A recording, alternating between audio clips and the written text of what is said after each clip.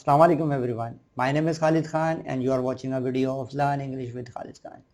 Well listeners, today we are learning topic 10, future simple, will get as a changing in states. And the title sentence is Aunt will get surprised when you call at such an hour. Aunt कहते हैं खाला को, फुप्पो को, चच्ची को, ताई को.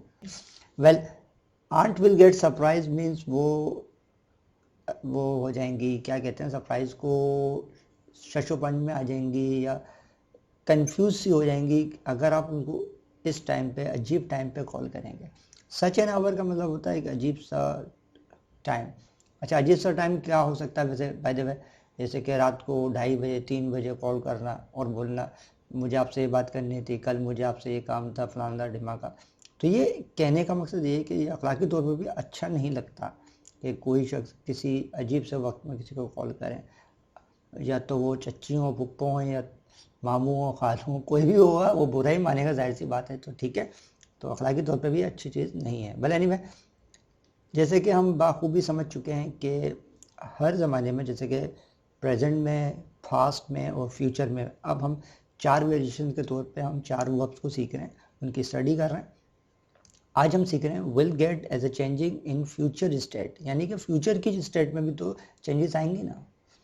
ठीक है, जैसे कि ये सेकंड वेरिएशन है, ठीक है, और लाइकवाइज प्रेजेंट और पास्ट, फ्यूचर में भी तो हमारी कंडीशन में चेंज आएगा. ठीक है ना, कभी हम मसरूफ़ हो जाएंगे, कभी हम फ्रस्ट्रेटेड हो जाएंगे, कभी हम स्टक यानी कि ट्रैफिक में जाम हो जाएंगे बिल्कुल, यानी कि ट्रैफिक की हम आजकल की जो रूटीन है वह चलता रहता है. कभी ट्रैफिक में फंसे होंगे, कभी हम थक जाएंगे, कभी हम रिलैक्स्ड होंगे. तो कहने का मकसद ये है कि हमारी जो सारी कंडीशंस हैं वक्तन फ़वक्तन चेंज तो होंगी ना. तो उनको शेयर करने के लिए हम ये वाले टॉपिक के ज़रिए हम सीख सकेंगे. ठीक है, दैट इज़ फॉर फ्यूचर. ठीक है, तो अच्छा देखें, कुछ और एग्जाम्पल देखते हैं कि वो किस किस्म के जुमले होंगे. ठीक है, our village will get establish very soon. हमारा जो गाँव है वो इस्टेब्लिश हो जाएगा, यानी कि इस्टेब्लिश तो मुराद सही हो जाएगा, बेहतर हो जाएगा, अच्छा हो जाएगा. वेरी सून, बहुत जल्द. ठीक है, तो उसकी कंडीशन है अभी बेहतर नहीं है, इस्टेब्लिश नहीं है, हो जाएगा. I will not gate sleepy when I reach my house before 10. अब ये शख्स बोल रहा है कि मैं स्लीपी नहीं होऊंगा, यानी कि मुझे नींद नहीं आएगी जब मैं अगर 10 बजे से पहले पहुंचूंगा. तो इसकी कोई गारंटी नहीं है कि 10 बजे के बाद पहुंचेंगे तो जनाब को नींद आ जाएगी. Well anyway, will father get angry if we spend all the money now. क्या अब्बू नाराज़ हो जाएंगे, गुस्से में आ जाएंगे अगर हमने सारे पैसे अभी खर्च कर दिए? तो ये भी वही बात है कि गुस्से में आ जाएंगे.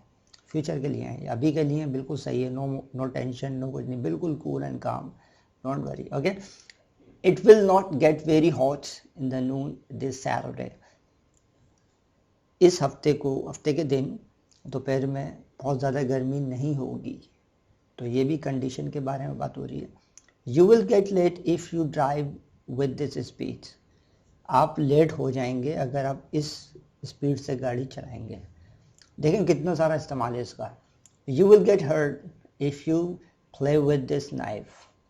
आप अपने आप को ज़ख्मी कर लेंगे, ज़ख्मी हो जाएंगे अगर आप इस छुरी से खेलेंगे.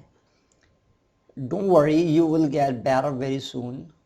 परेशान नहीं हो, इंशाल्लाह आप बहुत जल्दी बेहतर हो जाएंगे. तो देखें सारी कितना सारा इस्तेमाल है इसका.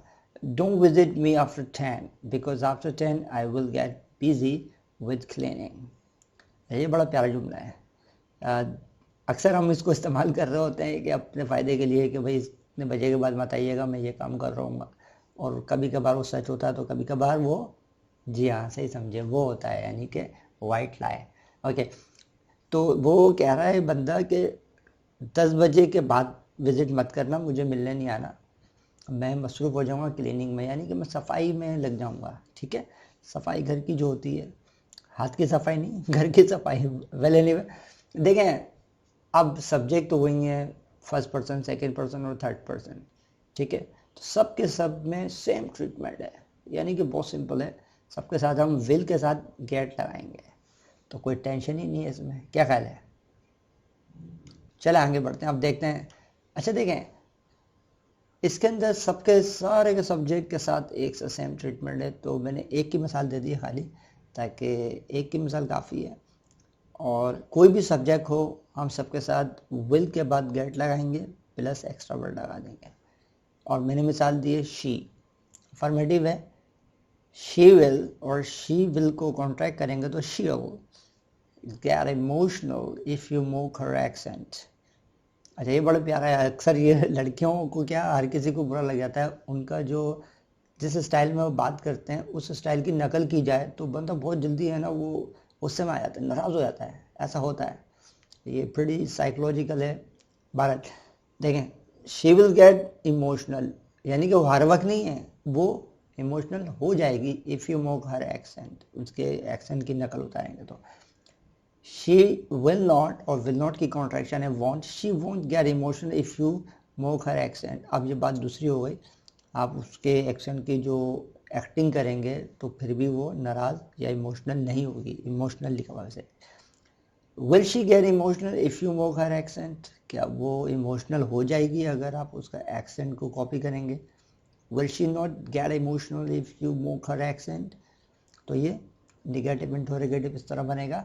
और जब हम निगेटिव इंटरोगेटिव में फास्ट ट्रैक में हम जुमला बनाते हैं तो हम कॉन्ट्रैक्शन से भी बना सकते हैं, won't she get emotional if you mock her accent.